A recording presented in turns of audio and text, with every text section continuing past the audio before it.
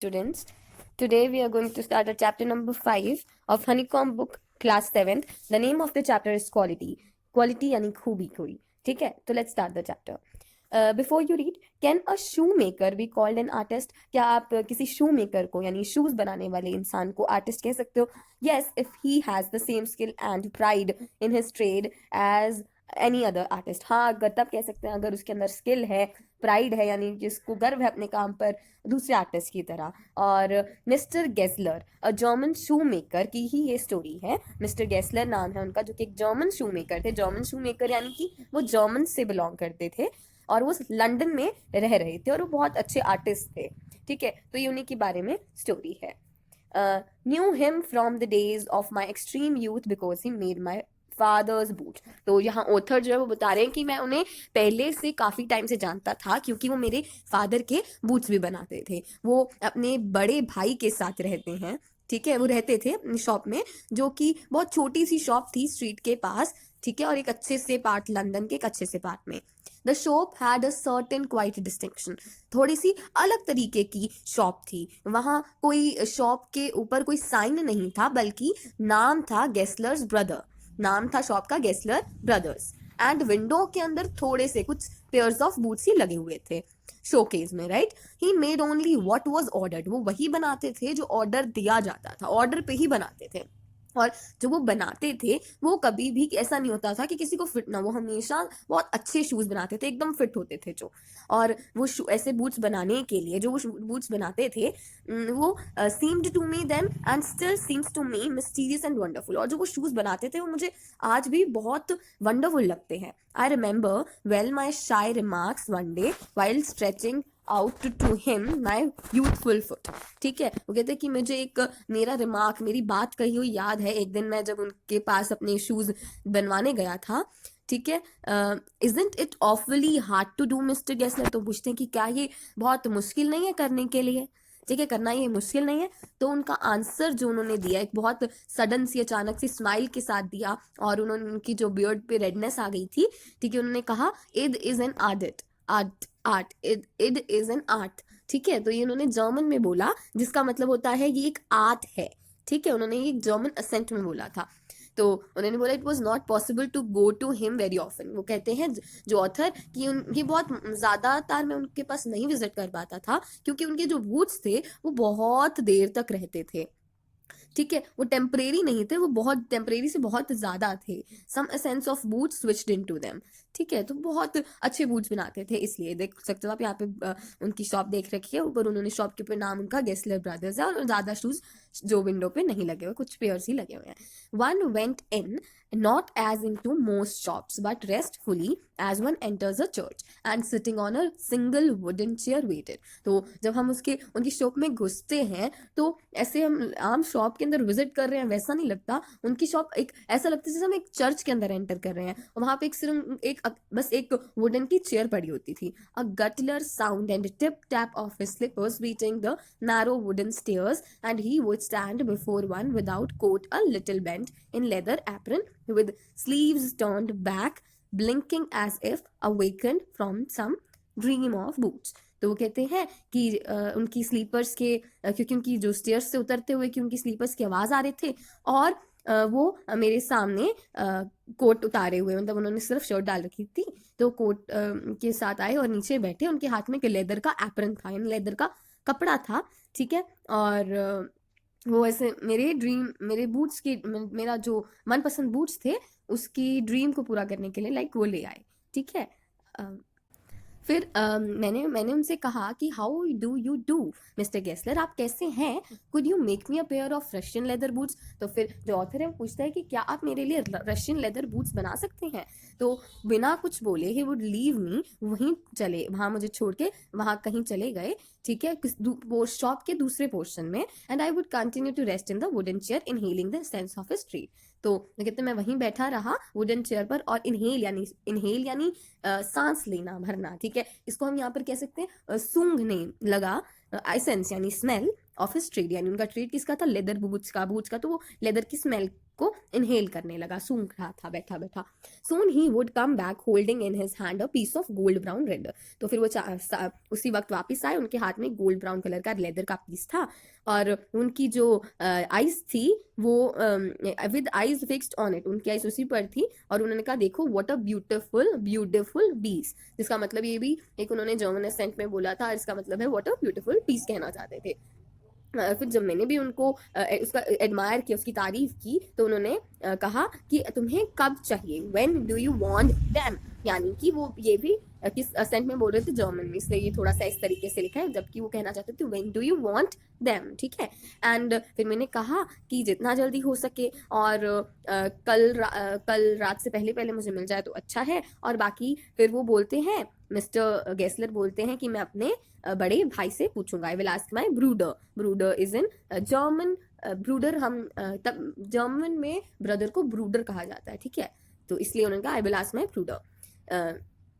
देखो एसेंस का मतलब होता है स्मेल ऑफ लेदर. ठीक है, यहाँ बता दिया. और what a beautiful feel when you, और ब्रूडर को ब्रदर कहा है, ब्रदर को ब्रूडर कहा है. देन आई वुड मर्मर, तो मैंने कहा थैंक यू. उसने धीरे से बोला good morning mister Gessler, good morning. He would reply still looking at the leather. उन्होंने रिप्लाई किया मुझे गुड मॉर्निंग, और अभी भी वो लेदर के पीस को ही देख रहे थे. जैसे ही मैं बाहर गया, मैं tip tip tip tap of slippers, वो ऊपर जा रहे थे अपने स्टेयर्स से शॉप के, तो मुझे उनकी आवाज आ रही थी. और to his dream of boots, जैसे उनका मन करता था बूट्स को ड्रीम करने का. I can not forget that day on which I had occasion to say to him mister Gessler. और मैं उस दिन को नहीं भूल सकता जब मुझे मौका मिला था उन्हें कहने का कि आपके जो बूट्स हैं वो बहुत टाइम तक रहते हैं, बहुत अच्छे होते हैं आपके बूट्स. तो उन्होंने मेरी ओर देखा विदाउट रिप्लाइंग, और उन्होंने कुछ नहीं कहा, as if expecting me to withdraw or qualify the statement, then said I would not have creaked. तो यानी कि it should not have creaked, मतलब कि वो कहना चाहते थे कि हाँ ये ऐसे ही होता है मेरे boots. You got them wet before they found themself, send them back. ठीक है.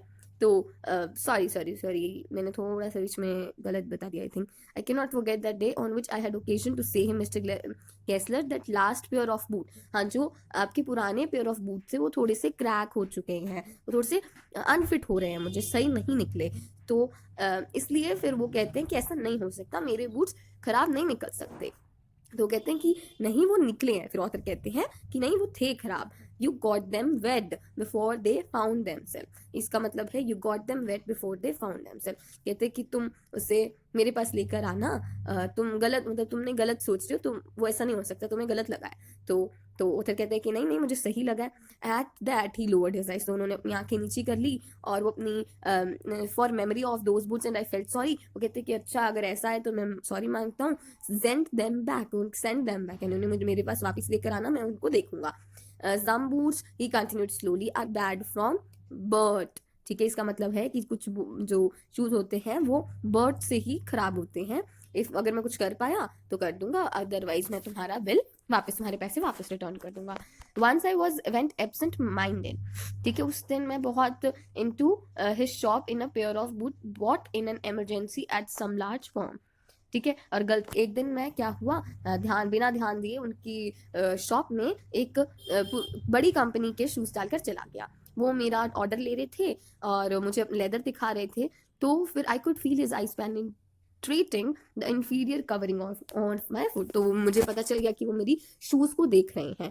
एट लास्ट ही सेड, फिर उन्होंने बोल ही दिया, those are not my boots, यानी कि those are not my boots, ये मेरे बूट्स तो नहीं लग रहे. The tone was not one of anger nor of sorrow, not even of contempt, but there was an it's something quite that froze the blood. यानी कि जो tone, जिस टोन में उन्होंने बोला कि ये तो मेरे बूट्स तो नहीं है, तो वो ना ही गुस्से में बोल रहे थे, ना ही दुख में बोल रहे थे, और ना ही ऐसे संतुष्ट होके बोल रहे थे. पर उनकी जो कुछ उनकी टोन ऐसी थी कि फ्रोज द, मतलब खून जमा दे, यानी कि थोड़ी सी ड्रावनिंग सी थी. He put his hand down and pressed the finger on the place. तो उन्होंने मेरे बूट को जब आकर देखा, चेक किया, but the left boot was not quite comfortable. और उनका ये तुम्हारे से अनकंफर्टेबल लग रहा है मुझे तुम्हारे बूट्स. ठीक है.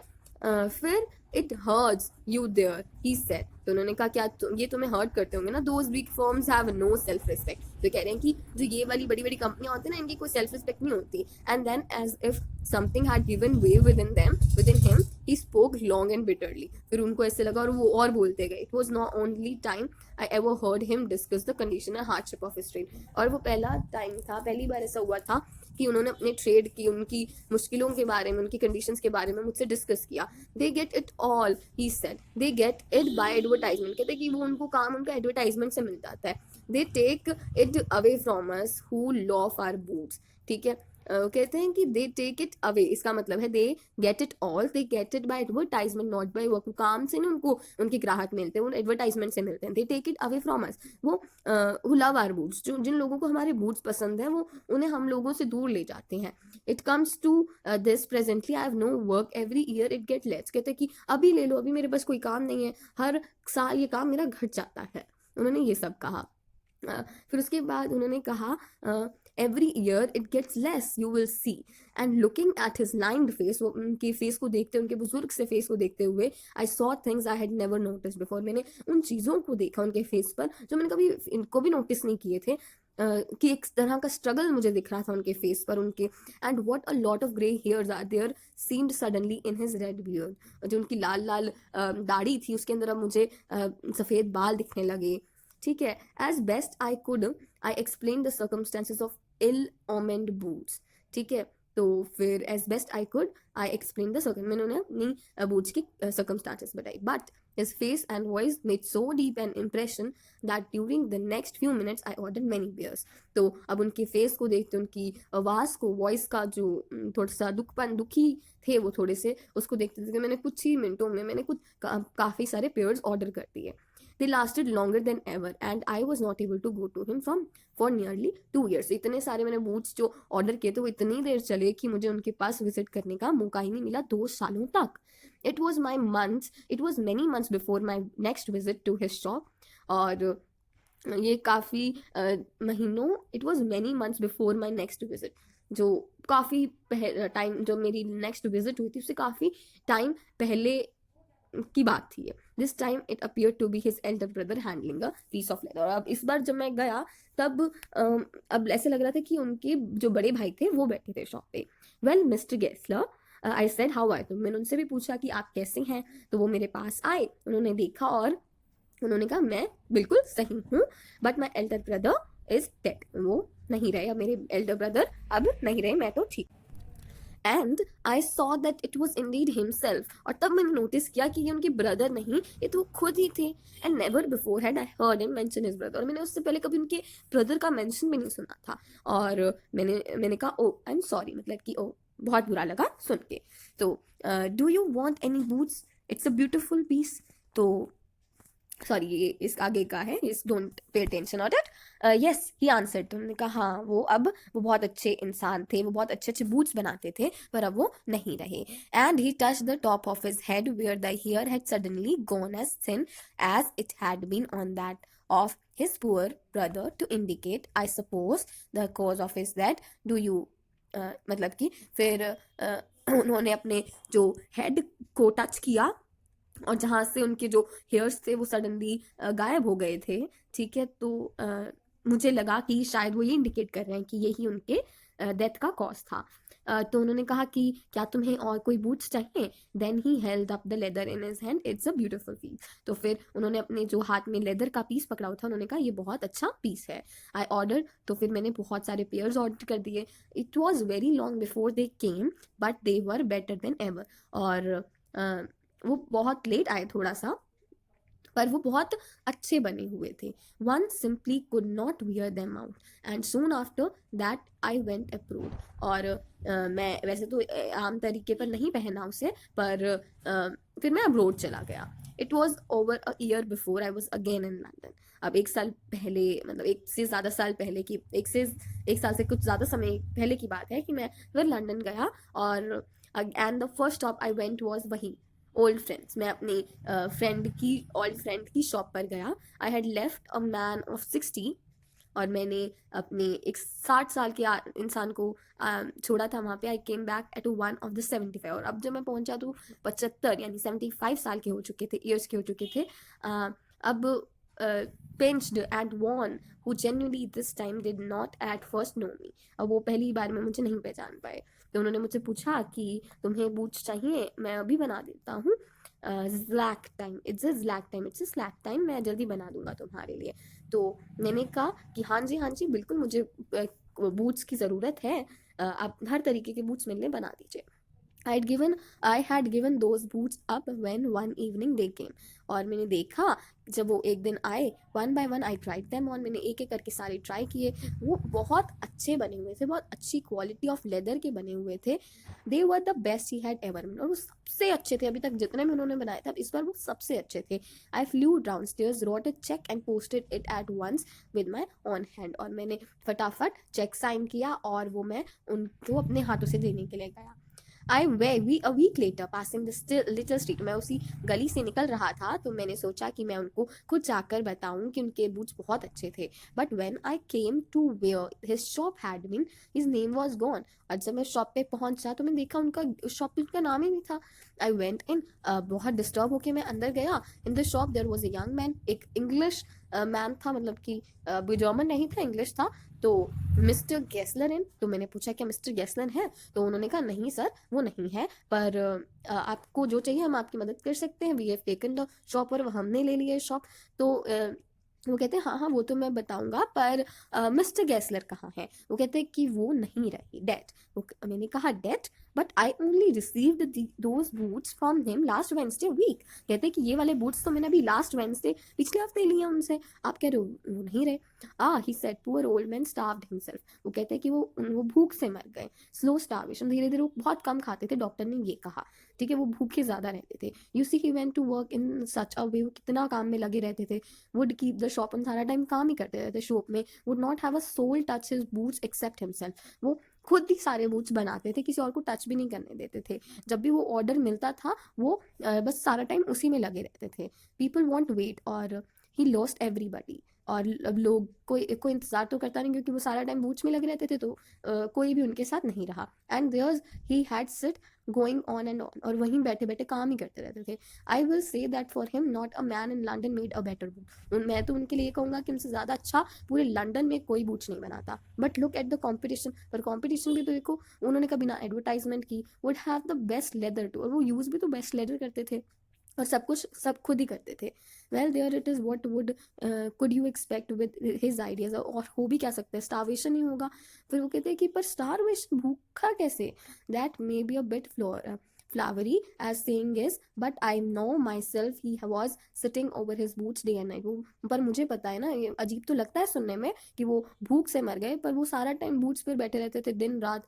और आई यूज टू वॉच, मैं देखता था उन्हें, नेवर गेव हिमसेल्फ टाइम, वो अपने आप को कभी खाना पीने के लिए टाइम ही नहीं देते थे, ठीक है, और ना उनके पास घर में 1 रुपया होता था, सारा ही उनके रेंट में चला जाता था उनकी शॉप की, या फिर लेदर को खरीदने में। How he lived so long, पर मुझे ये नहीं समझ आता वो अभी इतना लंबा भी कैसे जी लिए। He regularly let his fire go out, he was a character but he made good boots, वो कहते हैं कि he regularly let his fire go out, वो हमेशा अपना चमत्कार दिखाते रहते थे, अपनी जो क्वालिटी थी वो शो करते रहते थे, क्योंकि उनकी क्वालिटी इतनी अच्छी थी, इतने अच्छे आर्टिस्ट थे, ठीक है, वो एक करेक्टर था उनका, एक बहुत अच्छा करेक्टर था। बट और हाँ वो बहुत अच्छे बूट्स बनाते थे, और मैंने कहा हाँ वो बहुत अच्छे बूट्स बनाते थे। तो इसके जो ऑथर थे वो थे जॉन गैल्सवर्थी, जो ऑथर है जॉन गैल्सवर्थी, उन्होंने यही स्टोरी किसको रेफर की है, वही शूमेकर को, मिस्टर गेस्लर को। आगे हमारे पास एक पोइम है, trees. So take a few minutes to tell one another the names of trees. अच्छा ये छोड़ो, ये ट्री के बारे में है कि ट्रीज हमारे लिए क्या करते हैं, ट्रीज हमें क्या प्रोवाइड करते हैं।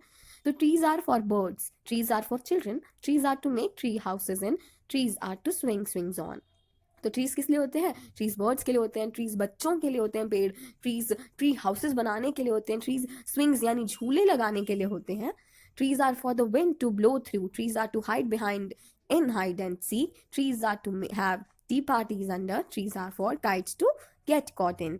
तो ये कह रहे हैं कि ट्रीज जो हैं हवा इसलिए होते हैं ताकि हवा उनमें से ब्लो कर सके, हवा उनमें से निकल सके। ट्रीज क्या होते हैं ताकि हम हाइड एंड सीक में उनके पीछे छुप सकें। ट्रीज जो है टी पार्टीज के लिए होते हैं, यानी उसके नीचे बैठकर हम चाय पी सकें। ट्रीज जो होते हैं इसलिए होते हैं ताकि उनके अंदर काइट्स जो हैं यानी कि पतंगे हैं वो फंस सके, पतंग फंस सके। Trees are to make cool shade in summer, trees are to make no shade in winter, trees are for apples to grow on and pears, trees are to chop down and call timber।